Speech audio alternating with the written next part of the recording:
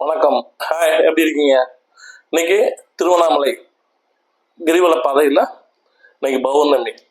இந்த கிரிவல பாதையில் என்ன இருக்குன்றதை பற்றி இன்னைக்கு நம்ம பார்க்க போகிறோம்.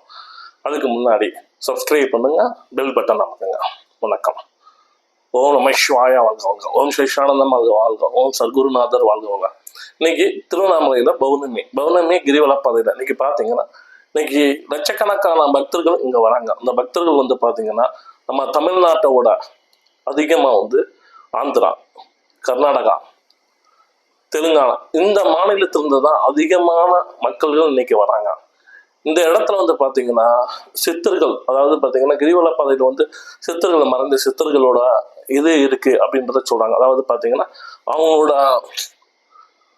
ஆன்மா இங்கே இருக்கு. இந்த ஆன்மாக்கள் நம்ம இந்த கிரிவல பாதைகளை தொடர்ந்து இருக்கிறதுனால பக்தர்கள் எல்லாரும் அவங்களோட வேண்டுதல், அவங்களோட குறைகள், அந்த குறைகளை இந்த அண்ணாமலையார்கிட்ட இங்கே காணிக்கையா செலுத்துறாங்கன்னா அவங்க குறைகளை நமக்கு கொடுக்குறாங்க. அண்ணாமலையார் இந்த வரும் பக்தர்களை ஏராளமான பக்தர்கள் இங்கே வராங்க.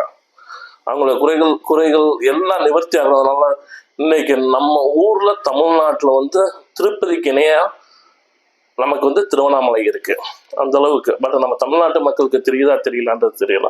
பட் நம்ம பழனியில பாத்தீங்கன்னா கேரளா மக்கள் எவ்வளவு அதிகமோ அதே மாதிரி நம்ம திருவண்ணாமலையில பாத்தீங்கன்னா ஆந்திராக்காரவங்க, தெலுங்கானாக்காரவங்க, கர்நாடகா இவங்க தான் நமக்கு அதிகமான பக்தர்கள் இங்க வர்றாங்க.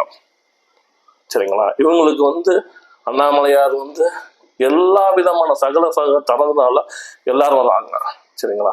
அதே மாதிரி இங்க அன்னதானங்கள் பாத்தீங்கன்னா அன்னதானங்கள் மூளைக்கு தெருவுக்கு தெருவு நடக்குது. பட் இன்னைக்கு நாங்களும் அன்னதானம் நாங்கள் நடத்தணும்.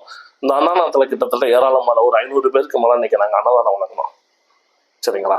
இந்த அன்னதானம் நல்லபடியா சிறப்பா முடிஞ்சிச்சு. அதே மாதிரி இந்த திருவண்ணாமலை பக்தர்கள் வரவங்களுக்கு அவங்களோட வேண்டுதலா நாங்களும் செவி கொடுத்து வேண்டி நாங்களும் இந்த அண்ணாமலையார்கிட்ட அந்த வேண்டுதலை போறோம். எல்லாரும் எல்லாம் நல்லா இருக்கணும். வாழ்க வளமுடன். மீண்டும் நாளை சந்திப்போம்.